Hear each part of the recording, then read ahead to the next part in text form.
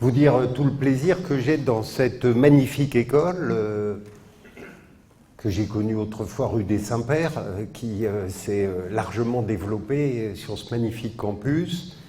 Deuxièmement, vous dire un grand bravo, vous venez de terminer un premier cycle de votre vie. Vous avez travaillé dur et vous avez réussi. Vous avez réussi, c'est une étape, c'est évidemment pas la fin de l'histoire.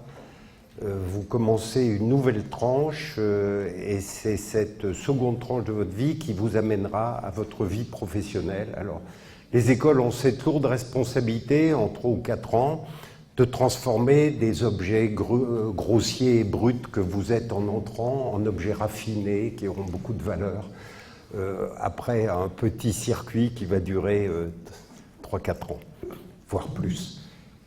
Vous rentrez dans ce long processus humain de la recherche de la compréhension du monde et de la transmission. Vous voyez, vous faites partie de ces privilégiés qui ont la possibilité de bénéficier d'une transmission de gens qui ont travaillé avant eux, et ce processus d'étude et de transmission, il est à la base du développement de l'humanité.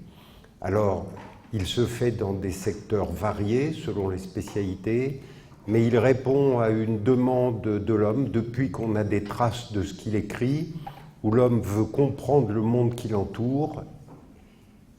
Il fait de la recherche. Alors ça s'appelait peut-être pas comme ça, du temps des Grecs ou des Hébreux.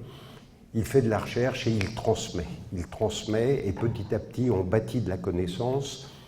Et quand vous regardez dans les écrits, puisque les seules traces qui nous restent sont des écrits, eh bien on voit que le processus scientifique, il remonte aussi loin qu'on a des traces écrites.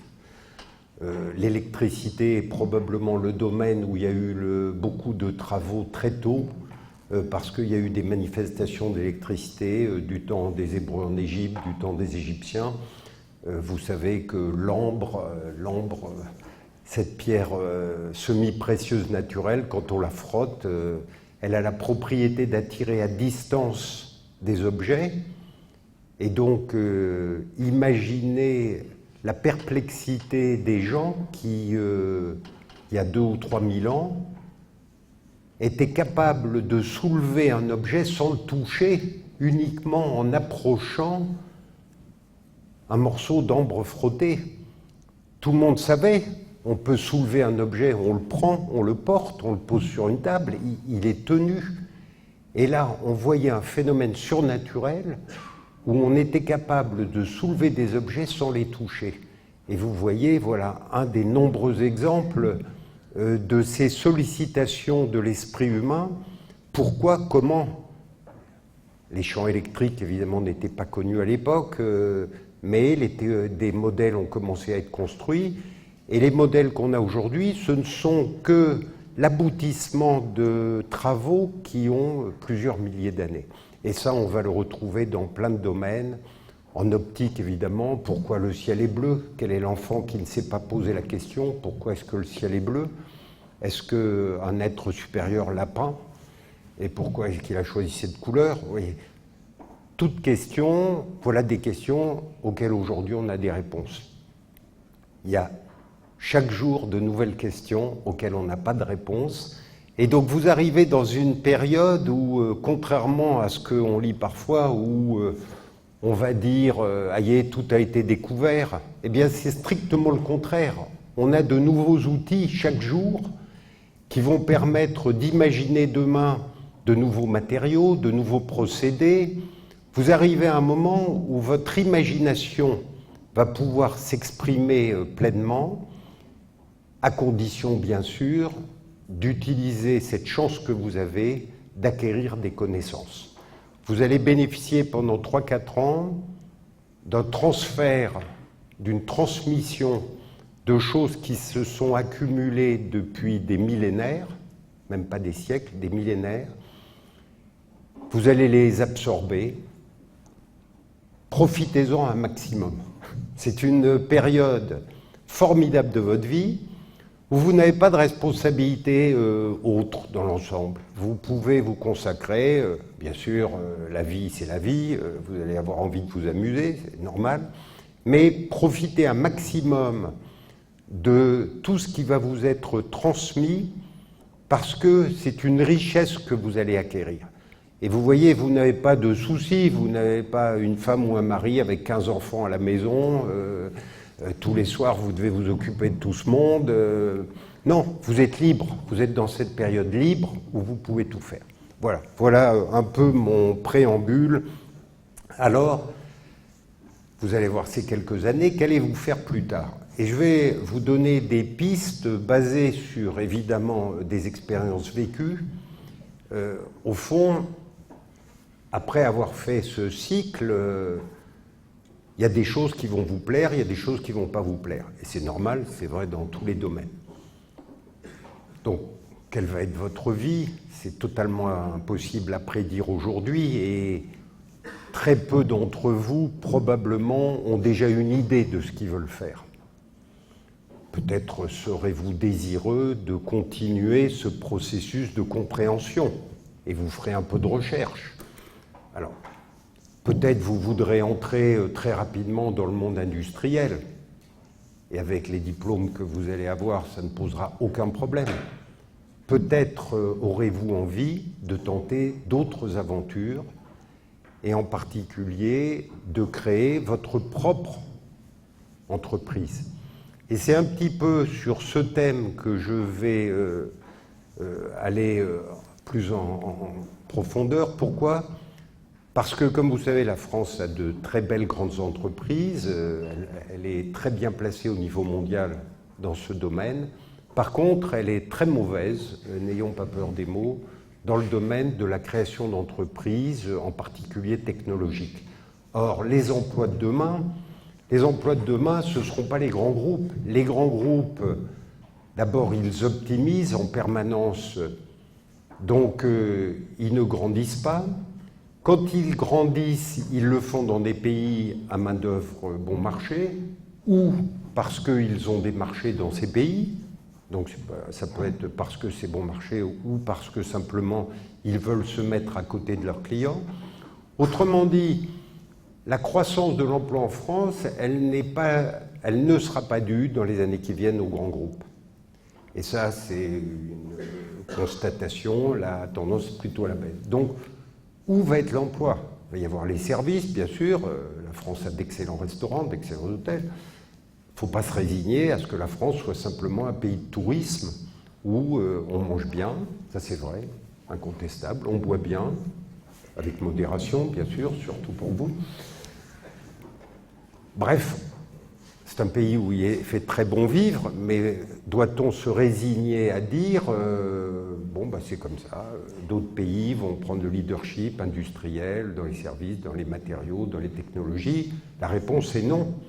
On a de très bons centres de recherche, on a des gens qui ont une formation excellente, et donc il faut se poser la question, pourquoi est-ce qu'il n'y a pas plus de création?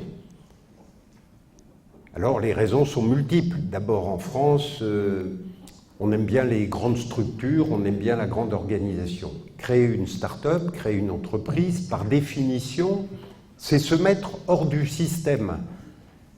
Parce que si vous refaites dans une start-up ce que fait un grand groupe, vous n'avez aucune chance.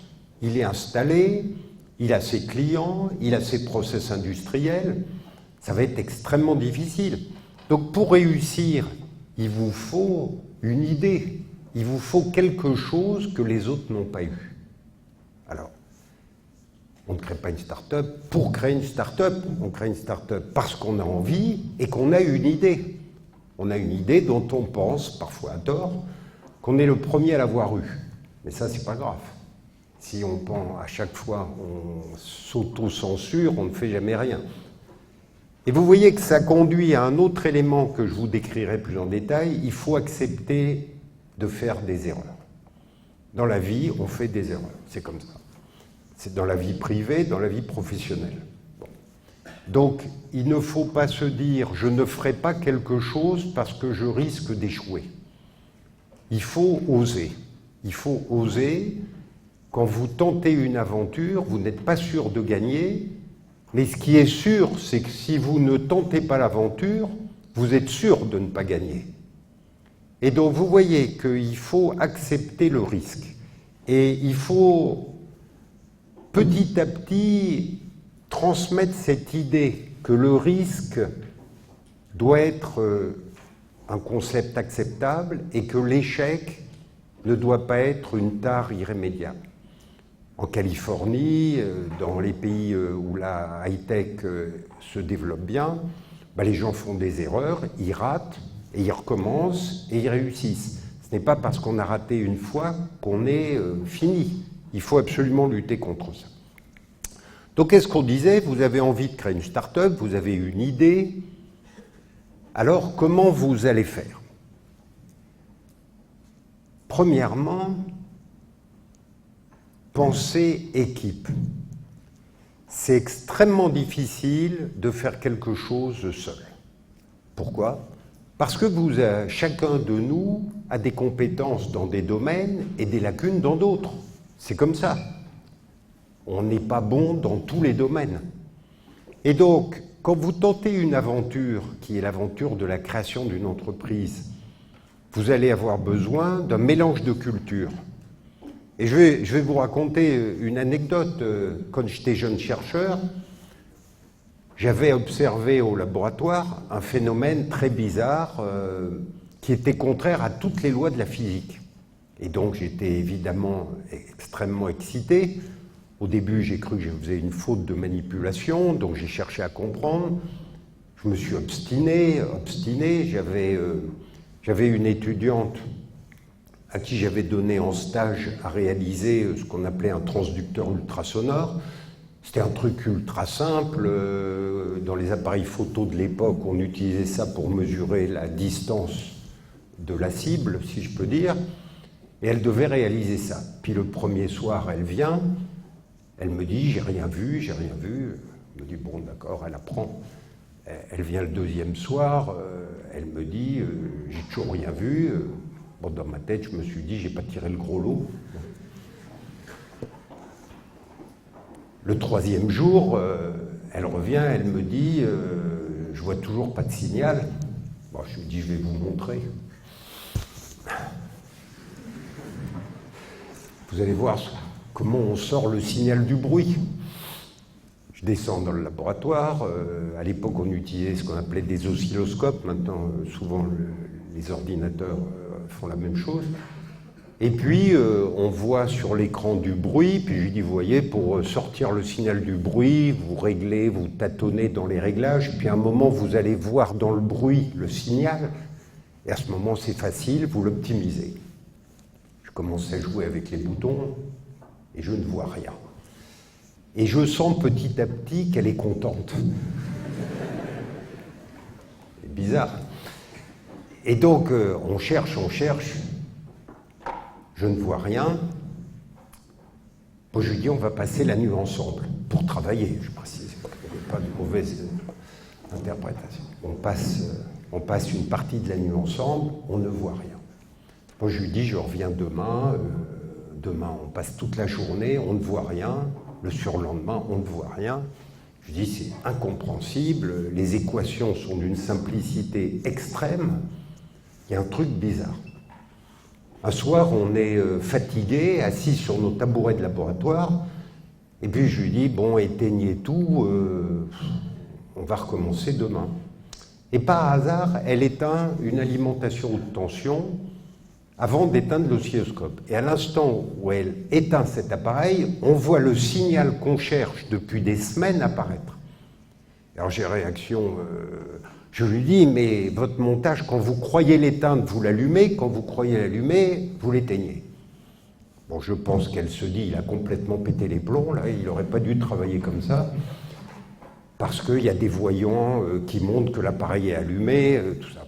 Je lui dis vérifier, elle vérifie, évidemment, quand elle pense éteindre, elle éteint, quand elle pense allumer, elle allume. Mais ça fait rien, on voyait du signal. Et à partir de là, donc, on a travaillé intensément, on a compris pourquoi ça ne respectait pas les lois de la physique en apparence. Bien entendu, ça les respectait. Et il y avait un matériau dans notre montage qui prenait des propriétés électriques particulières. Et on a compris qu'il se polarisait. Vous avez peut-être vu en électricité qu'on sait polariser des aimants et on sait polariser des isolants. Le matériau se polarisait, et puis ça expliquait tout.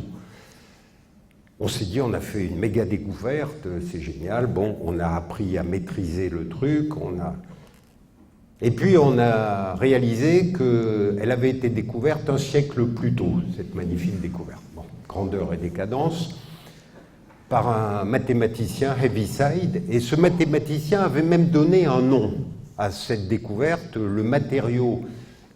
Comme il parlait anglais, Heaviside, il y avait les magnets, ce sont les aimants, et il avait intitulé ça « Electret », l'équivalent électrique des aimants. Et donc, c'était un truc qui était connu, qui avait eu zéro application à peu de choses près, parce qu'on utilisait des matériaux organiques, des cires d'abeilles, des cires du Brésil. Du point de vue caractérisation, c'était pas génial. Par contre, les polymères étaient arrivés, on vivait une révolution dans le domaine des matériaux, et donc on s'est mis à faire des électrets en polymères, et on a pensé à plein d'applications. Donc vous voyez déjà, s'obstiner, il faut s'obstiner. Quand vous voyez quelque chose qui est bizarre, il ne faut pas dire « c'est bizarre » et je laisse tomber. Il faut essayer de comprendre pourquoi c'est bizarre. Bien sûr, parfois, vous allez découvrir que c'est bizarre parce que vous avez fait une faute de manipulation, parce que vous avez fait une erreur quelque part. Bon, bah, c'est pas grave. L'important, c'est de comprendre. La science, c'est rationnel. Vous ne pouvez pas avoir de phénomène surnaturel. Autrement dit, quand vous voyez un phénomène bizarre, soit vous avez fait une erreur dans votre manipulation, soit vous touchez quelque chose de formidable parce que nouveau. Alors évidemment, on a eu envie, maîtrisant les électrets, d'en faire quelque chose. Et qu'est-ce qu'on a commencé à faire? On a commencé à prendre des brevets. Alors le brevet, qu'est-ce que c'est? C'est un instrument fabuleux. C'est un instrument qui, dans une société basée sur la compétition, l'antitrust, il ne faut pas qu'il y ait un produit unique, dans la vie de notre système économique, le brevet vous donne un monopole.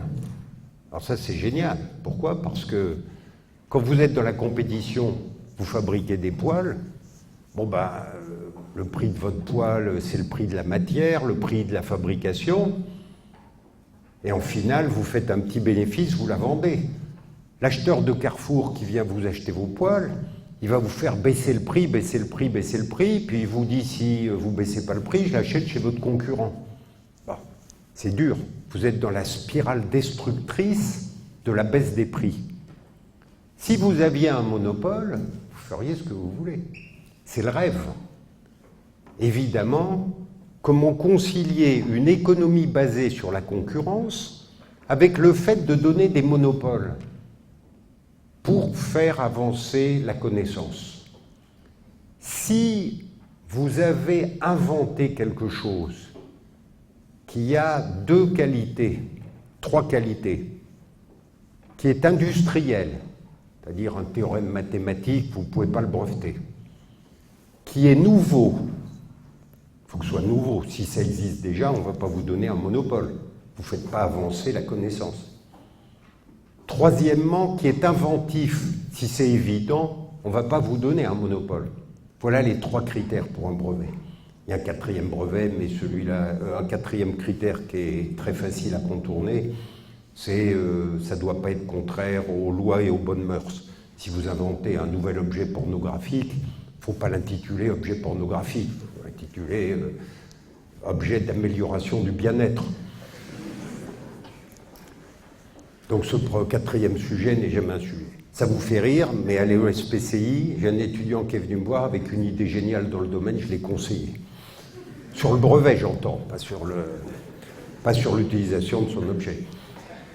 Et donc, le brevet, vous voyez, c'est un outil extraordinaire parce qu'il peut vous donner un monopole.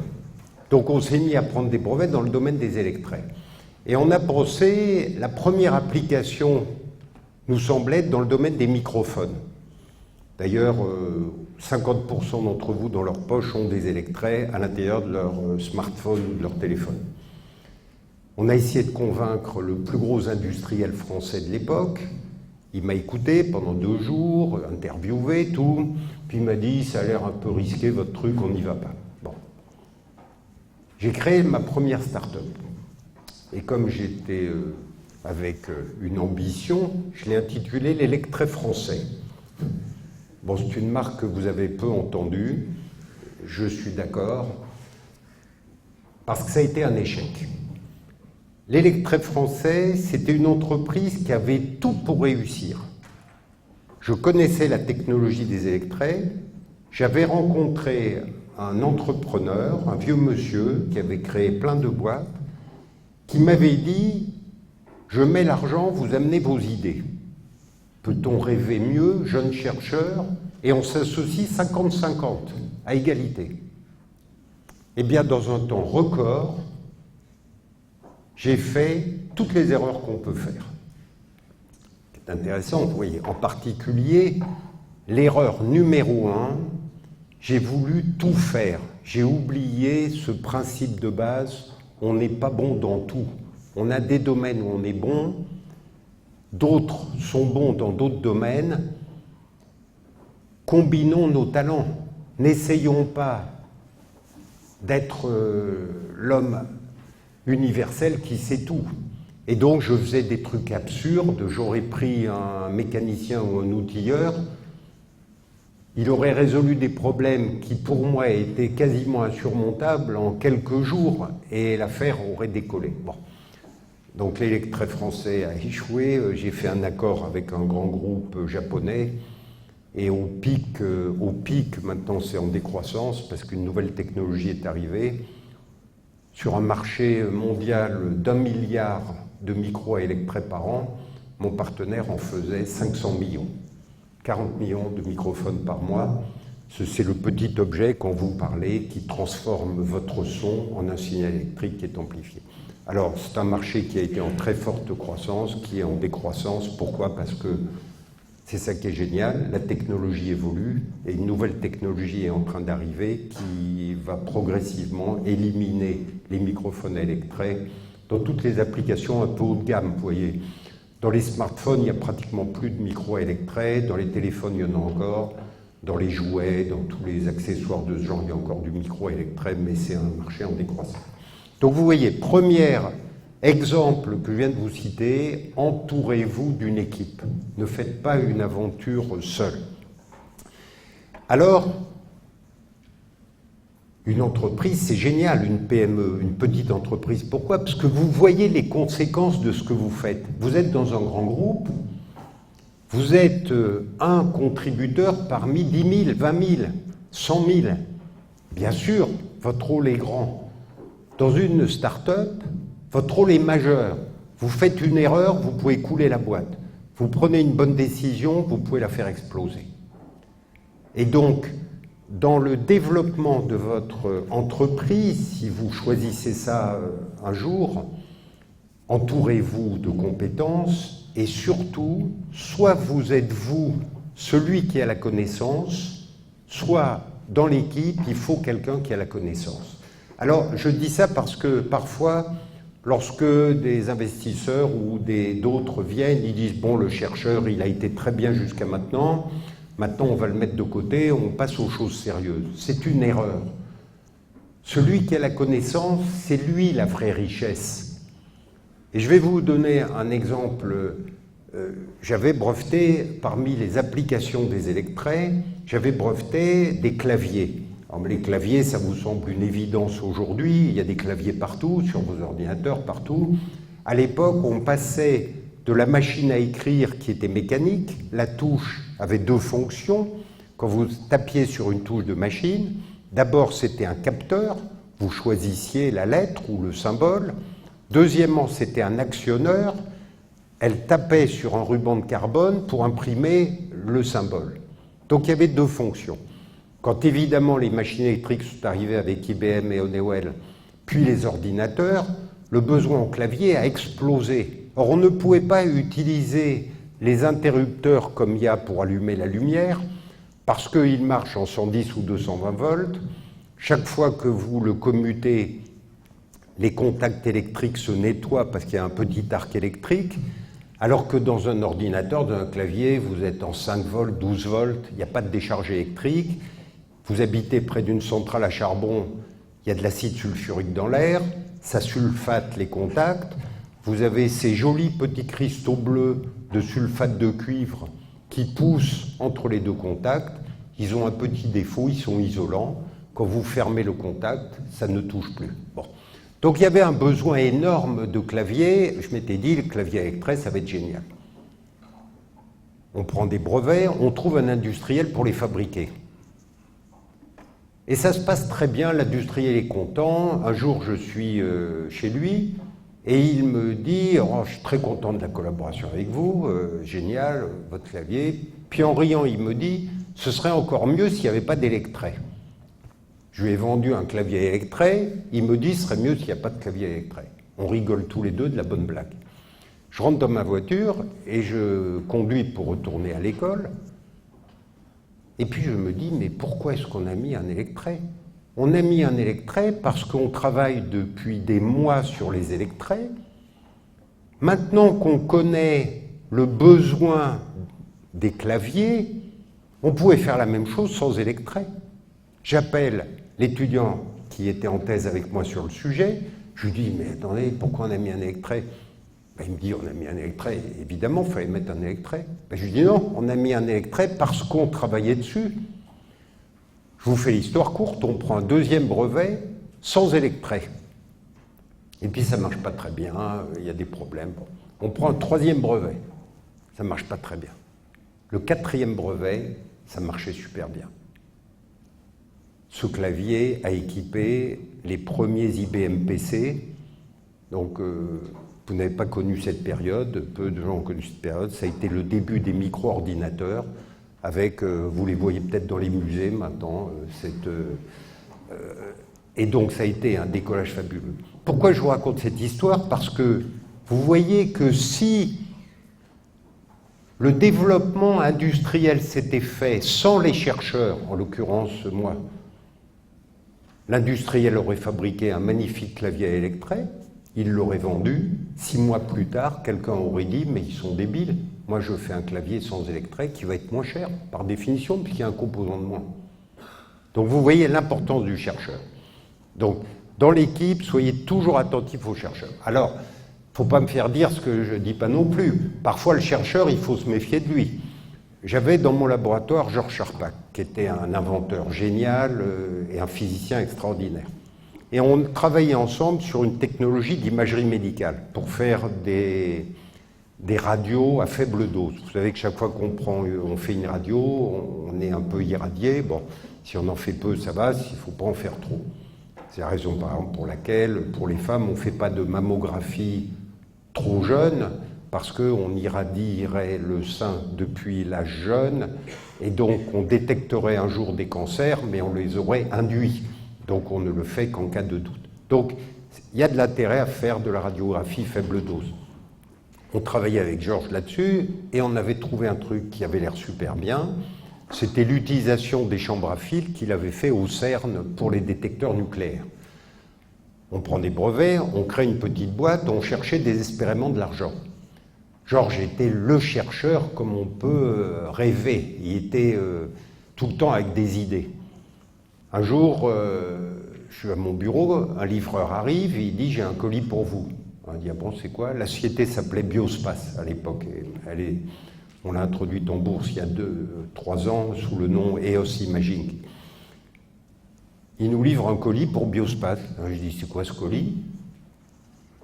J'ouvre l'enveloppe. C'était ce qu'on appelait une chambre à fil. Et je vois la facture, 800 000 francs. 800 000 francs à l'époque, c'était colossal. C'était 800 000 francs, ça fait 150 000 euros. Somme énorme, qu'on n'avait pas tout à fait 150 000. J'appelle Georges qui était au 3e, je lui dis, tu peux venir me voir? Il descend, il me dit, qu'est-ce qu'il y a, t'as l'air énervé? Je lui dis, je ne suis pas énervé, qui a commandé cet appareil? Elle me dit, c'est moi. Je lui dis, mais on va le payer avec quoi? Ah bon, il y a un problème là-dessus? Je lui dis, oui, quand tu commandes un truc, il faut le payer en général.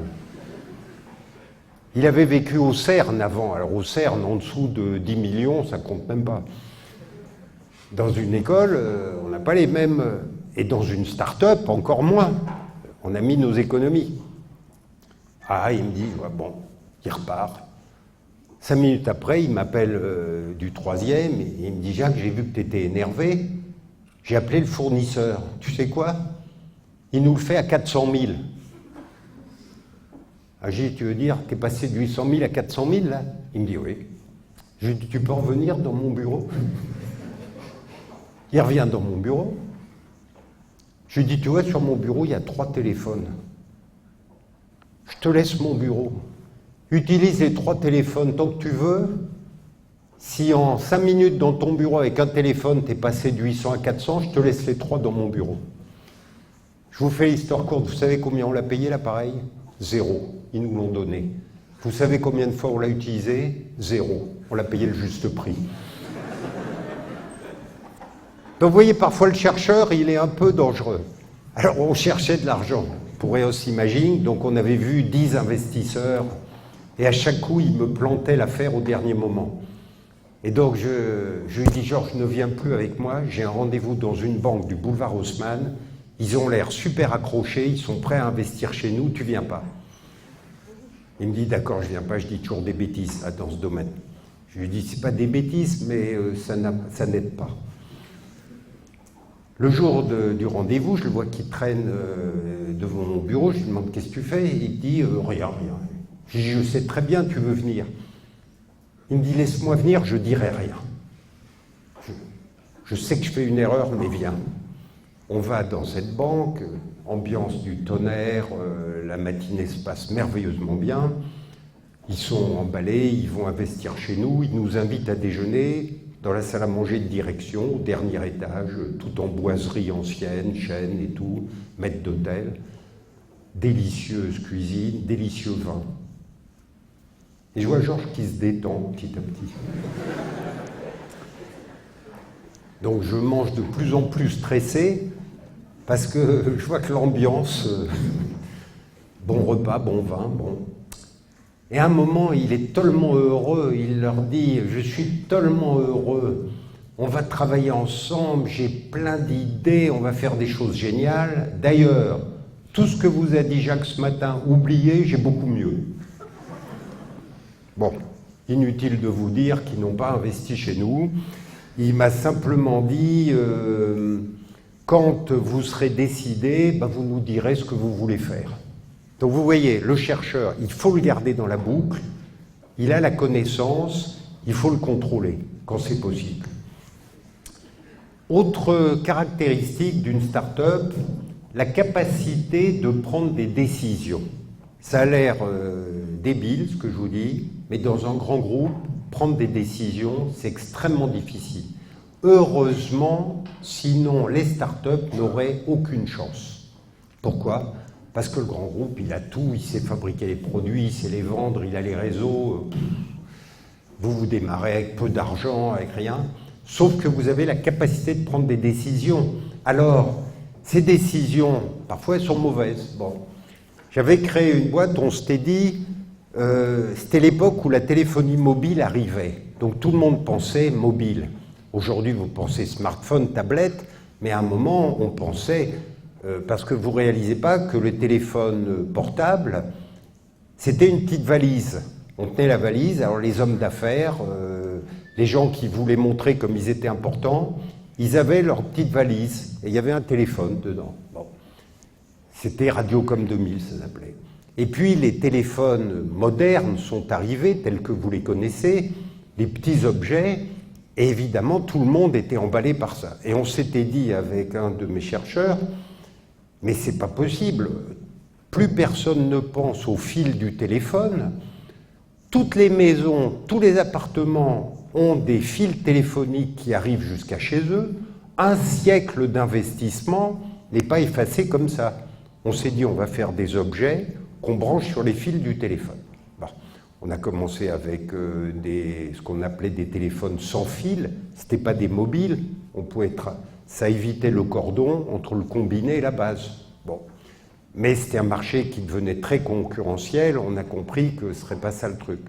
Et on s'est dit, le monde extérieur, c'est Internet qui arrive, le monde de la maison, ça va être la radio, on va réaliser une passerelle entre la maison et l'extérieur qui va combiner un modem ADSL, un routeur, un firewall. On va faire un objet compact. Le client, il aura juste à le brancher et pas à se construire un système comme on construisait à l'époque les chaînes haute fidélité. Je prends la platine chez machin, le préamplificateur chez machin, l'ampli chez machin et les haut-parleurs chez l'autre. Des gens le faisaient, et puis des chaînes intégrées sont apparues. On s'est dit on va faire la même chose avec les passerelles. Et on s'était dit, on va prendre une technologie radio naissante qui s'appelait Bluetooth, qui est plus naissante, mais qui à l'époque était. On trouvait que c'était un protocole génial, on s'est dit on va utiliser Bluetooth pour la maison, ADSL vers Internet. On a réalisé la première passerelle et on avait beaucoup de mal à la vendre. Et tous nos ingénieurs commerciaux disaient, chaque fois qu'ils rencontraient un client potentiel, Wi-Fi qui était poussé par les Américains, c'est nul, c'est un standard du passé. Bluetooth, c'est un standard du futur. On ne vendait rien. À un moment, on s'est dit, il y a un problème, et puis ça m'a frappé. Je me suis dit, il n'y a pas encore de terminaux Bluetooth en grand nombre, donc qui va se connecter à Bluetooth s'il n'y a pas de terminaux Bluetooth?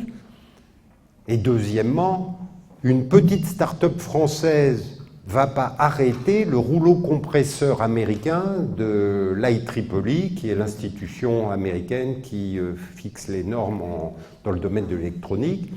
Je me suis dit, c'est impossible.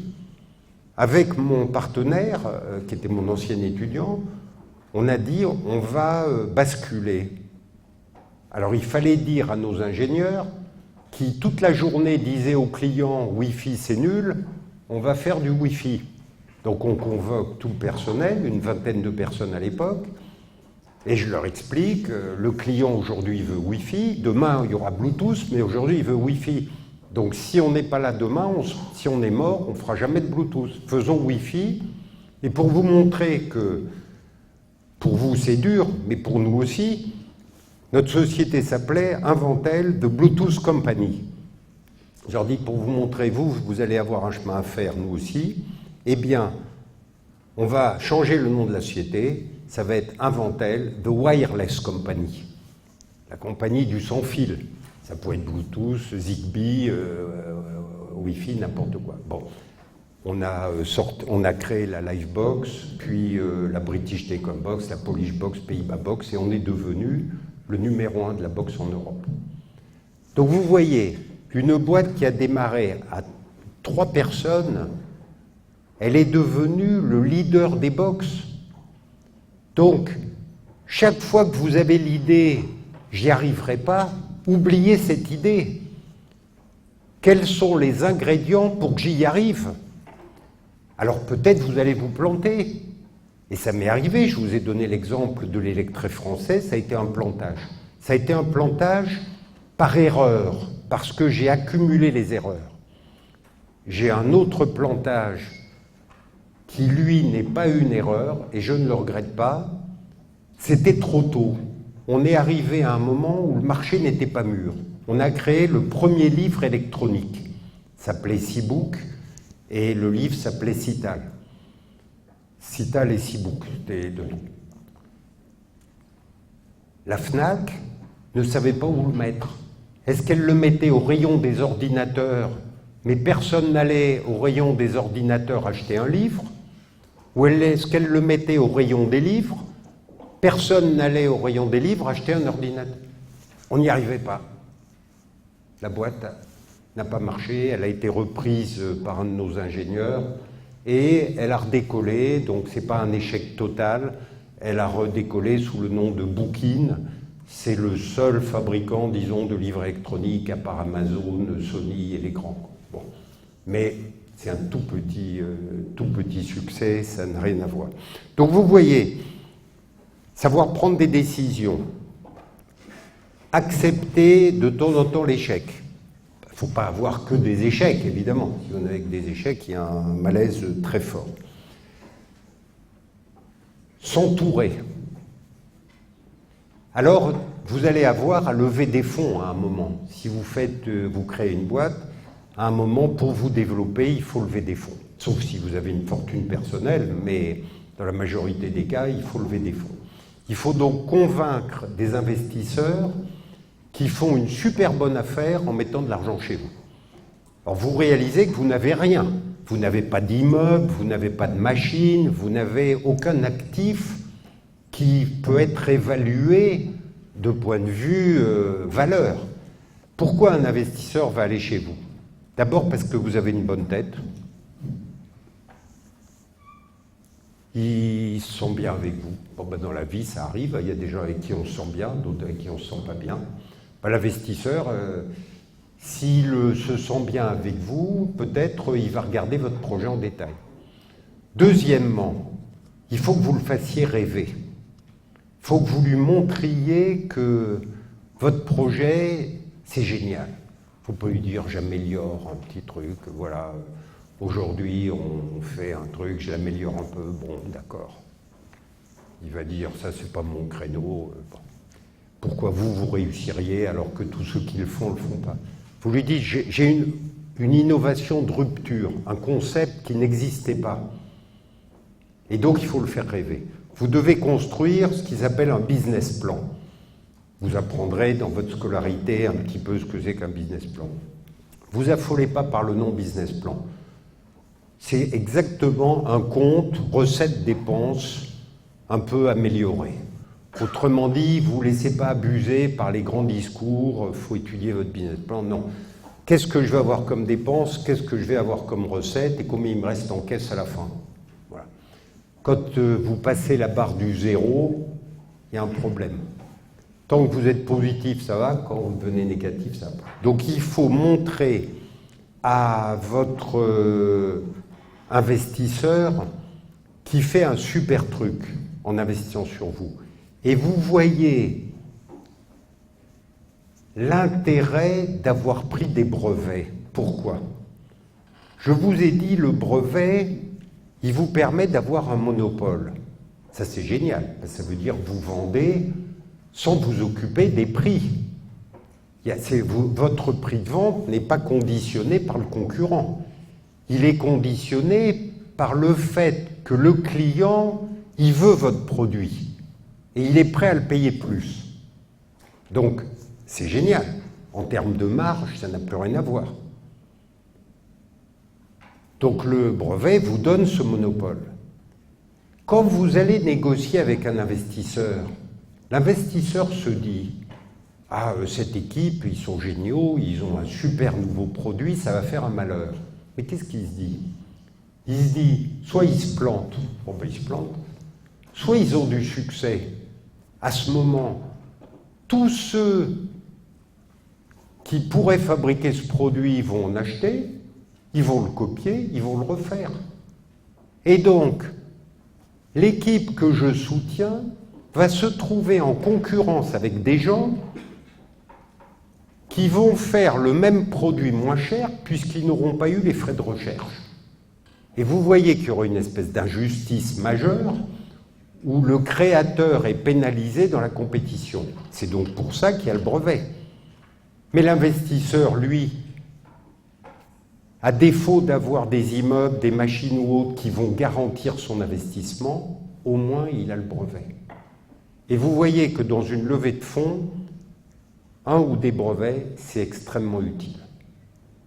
Donc, voilà quelques lignes, si vous voulez, de quels sont les moyens de créer une start-up.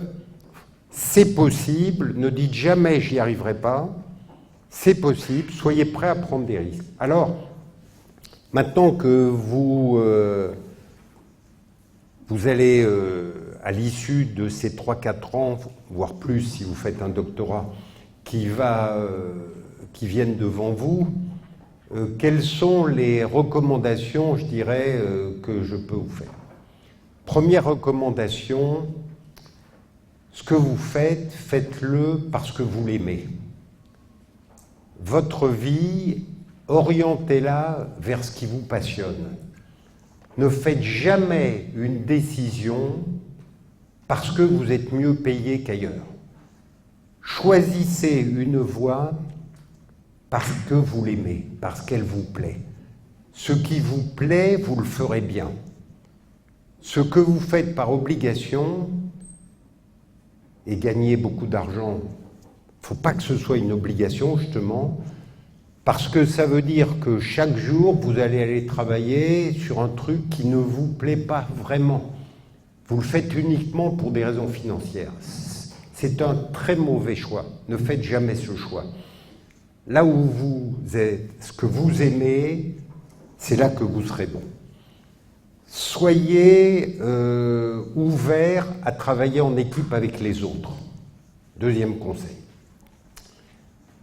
Acceptez de prendre des risques, même si votre entourage parfois vous dit ne le faites pas. Bon, il y a des choses, votre entourage vous dit ne le faites pas peut-être. Mais acceptez de prendre des risques.